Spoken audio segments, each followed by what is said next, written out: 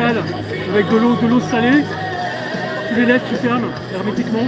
Mais j'ai vécu 5 ans en Russie, pour ça. En Russie, ils gardent tout leur. Ils n'avaient pas de frigo ni rien à l'époque soviétique. Donc ils avaient un jardin pendant l'été, ils faisaient pousser tout ce qu'ils pouvaient dans leur petit jardin privatif.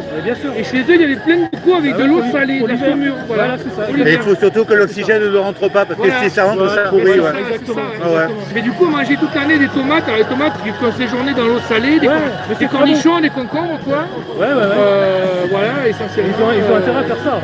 Et ça te produit aussi du vinaigre, le liquide. Alors du coup, moi j'en buvais un peu. C'est acide. C'est de la saumure, c'est du vinaigre. Et c'est vraiment excellent, hein. C'est très bon pour la santé. C'est encourage tout le monde à faire ça. Parce que c'est vrai que quand moi quand j'étais obèse, tu vois, mon microbiote il était pourri, tu vois. Oui, apparemment.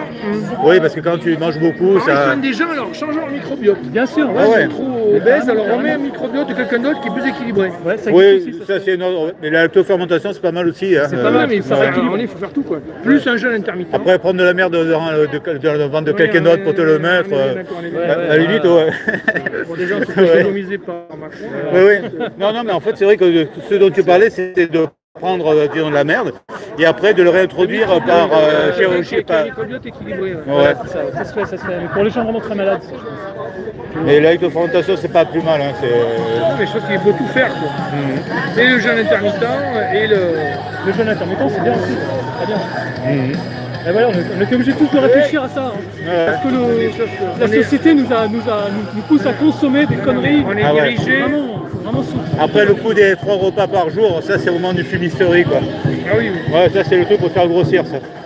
Non, mais on est dirigé par une secte malthusienne, c'est-à-dire qu'ils pensent que Malthus avait raison, et qu'il y a trop d'humains par rapport aux ressources disponibles sur la Terre. Alors, c'est vrai si tout le monde veut vivre comme un Américain avec 4 bagnoles, mais si tu vis comme un Indien, les Indiens, eux, il n'y a pas de problème. Exactement. Si toute l'humanité vivait comme les Indiens, il n'y a besoin que d'une seule planète. Si on veut tous vivre comme les Américains, il y a besoin de 5 planètes. Alors donc on ne peut pas s'en sortir.